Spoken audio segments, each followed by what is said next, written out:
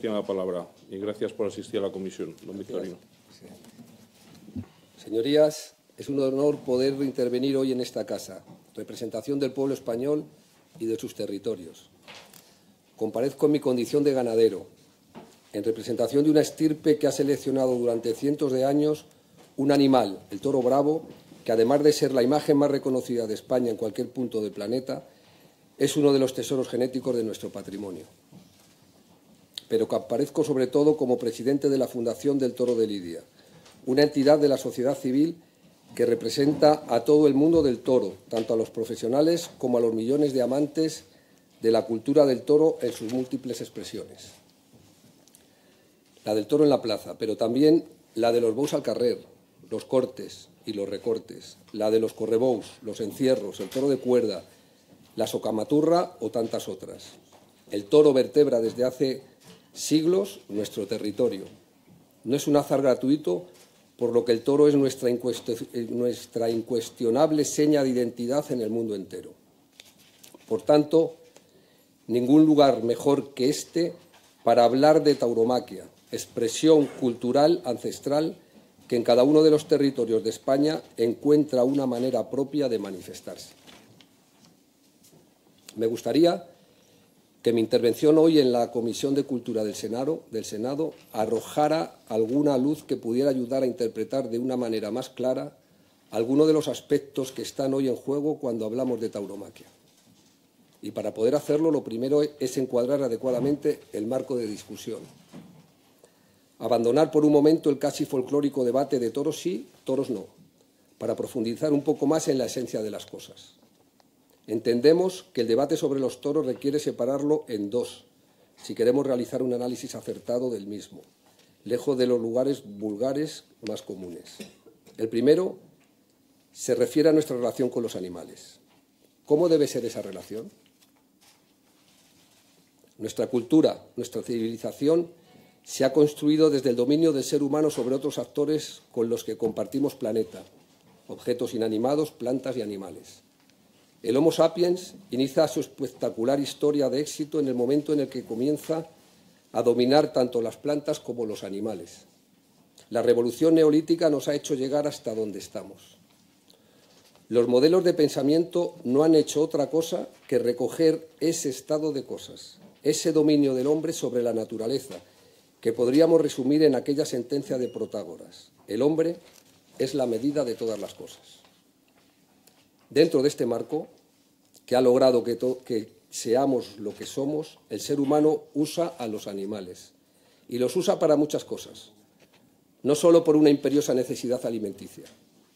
Los utiliza para comer, para su supervivencia, pero también en la alta gastronomía, refinamiento intelectual para nuestro deleite. Utiliza también a los animales para su vestimenta, cuando usamos prendas de lana o de cuero, prendas que cubren nuestras necesidades, pero también nuestros caprichos, en forma de exquisitos bolsos, cinturones, chaquetas o zapatos. Y utilizamos los animales para nuestro ocio, para darnos un paseo a caballo, admirar un animal en un zoológico o como parte de nuestro milenario folclore. Así, solo en España, y sin considerar a los peces, se matan cada segundo aproximadamente 26 animales, es decir, 1.560 animales por minuto. Si consideramos los peces, que también son animales, seguramente podríamos triplicar estos datos. Repito, señorías, 26 animales por segundo. Esta es, por tanto, la fría realidad. Vuelvo a plantear el interrogante: ¿podemos seguir utilizando a los animales? Y ante esta pregunta debemos responder claramente, o sí o no. La respuesta podría ser no. Esto es en esencia lo que defiende el movimiento animalista. El animalismo es una ideología que con diferentes matices impone que los hombres no tienen derecho a utilizar animales para ninguno de sus fines. El animalismo nos quiere poner en pie de igualdad a hombres y animales. El animalismo, señores senadores, es un movimiento que tiene su origen en el mundo anglosajón, y es desde el mundo anglosajón norteamericano más específicamente desde donde principalmente se está promoviendo la agenda animalista a nivel mundial. Son decenas de entidades animalistas que, con presupuestos de millones de dólares al año, están imponiendo de manera permanente esta agenda. Es difícil que pase un solo día en el que no pueda verse en cualquier medio alguna noticia relacionada con el avance del animalismo. Tenemos, pues, un movimiento internacional organizado con el único fin de imponer un nuevo orden moral en el mundo, de manera que éste sea más plano, más homogéneo, con menos matices. Un mundo plano culturalmente, listo para que el vacío dejado por nuestras expresiones culturales sea colonizado, qué duda cabe, por nuevas costumbres, un pensamiento único en un mundo con consumidores homogéneos. Y, señores senadores, no se trata, por desgracia, de un futuro de ciencia ficción, muy lejano todavía para nosotros, no. El animalismo está ya muy presente en nuestra vida pública. Así, el partido PACMA, cercano ya a la representación parlamentaria, pretende de manera expresa imponer el credo animalista. Pero también otros partidos más fuertes también trabajan para imponer la doctrina animalista. Permítame que les lea un fragmento de una propuesta de ley de bienestar animal presentada el pasado año, el 2018, en el Parlamento de Andalucía por un partido con representación parlamentaria. Así decía: cuestionar la muerte, el maltrato o la privación de libertad de los animales son avances consolidados en la conciencia de millones de personas en Andalucía, al mismo tiempo que avanza otro tipo de cuestionamiento sobre su uso para eventos lúdicos, para experimentación, para vestimenta e incluso para la alimentación. Como ven, se trata de la ideología animalista expresada de manera más ortodoxa. El animalismo, tengámoslo claro, es, en nuestra opinión, una filosofía absolutamente incompatible con nuestra cultura, con el humanismo mediterráneo. El animalismo supondría una hecatombe cultural, económica y ecológica.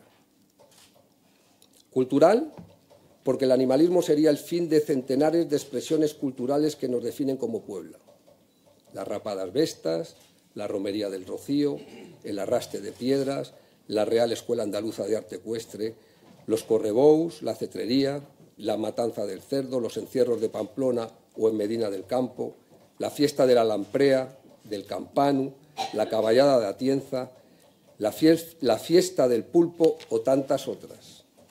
Económica, porque acabaría con las explotaciones ganaderas, por supuesto, pero también con el trabajo con cuero en Ubrique, los atuneros vascos, el jamón de Jabugo, de Teruel o de Guijuelo, las mantas de Ezcaray, los zapatos artesanales de Mallorca o los de Alicante, el queso en sus cientos de estilos diferentes, los embutidos salmantinos, la butifarra gerundense y leridana, el fin del marisqueo gallego o de la almadraba en Barbate y Zahara de los atunes. Y finalmente, también el animalismo supondría una debacle ecológica. El paisaje en España, uno de los más diversos de Europa, es un paisaje conformado en gran medida por la relación del hombre y los animales que utilizamos. De esta manera, el animalismo pondría fin a la dehesa, joya ecológica mundial, pero también sería el fin de los prados cantábricos, de las dehesas boyales o del impagable cuidado que ovejas y cabras realizan de nuestros campos.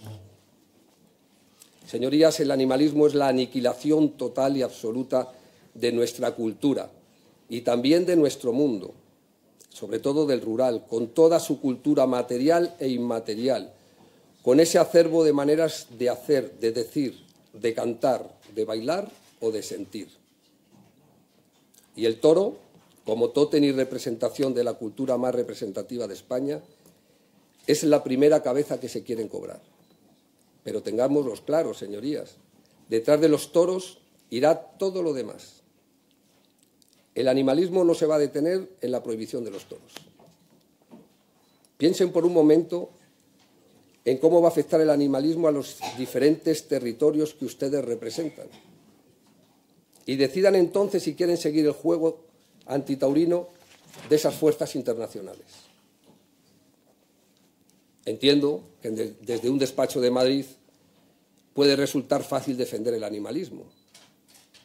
Yo soy una persona orgullosamente de campo y me gustaría decir a todos aquellos que defienden el animalismo que vengan a la España rural y que nos digan, mirándonos a los ojos, que ya no podemos vivir de lo que vivimos. Puede que a alguno se le ocurra decir algo bueno, que se reinventen, que se dediquen a otra cosa. ¿A qué exactamente? ¿Qué se supone que tenemos que hacer los millones de personas de la España rural?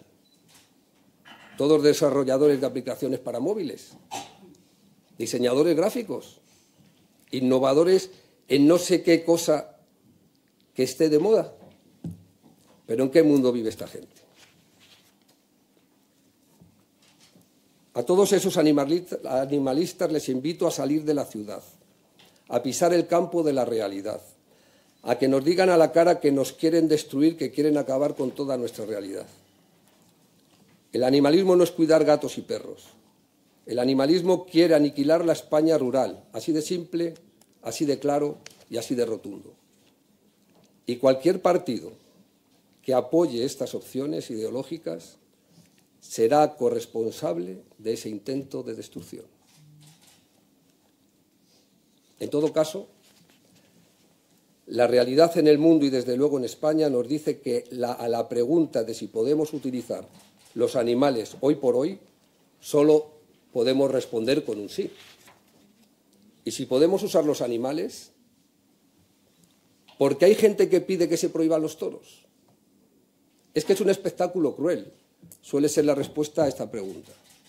Pero yo pregunto, ¿en serio la tauromaquia se puede considerar más dura que la vida que lleva la inmensa mayoría de los animales en explotaciones industriales?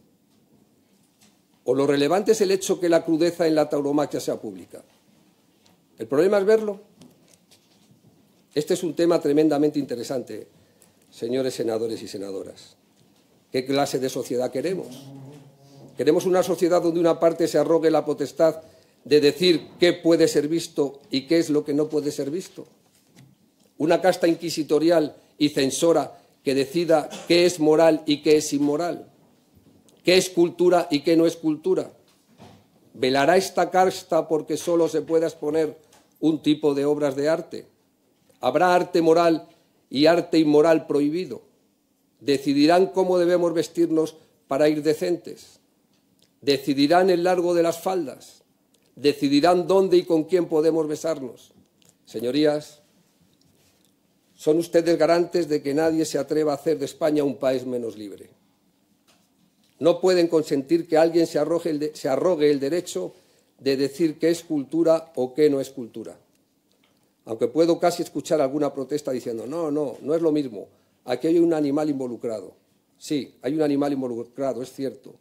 Ya hemos dicho que el hombre usa a los animales para su provecho y para sus fines. La UNESCO solo pone una línea roja para que la expresión cultural sea admisible, la de los derechos humanos y las libertades fundamentales. Y la tauromaquia, obviamente, no transgrede esa línea roja. Tenemos los seres humanos, desde luego, una serie de deberes éticos con los animales, faltaría más. Y esos deberes los tenemos muy presentes en el mundo de la tauromaquia, que a nadie le quepa la menor duda. Los tenemos presentes desde que son cuidados en nuestras dehesas durante años hasta que mueren en la plaza en el marco de un rito milenario rodeado de respeto y de admiración. Solo desde el desconocimiento más absoluto, desde la mentira maliciosa, se puede decir que la gente acude a una plaza de toros para disfrutar del sufrimiento.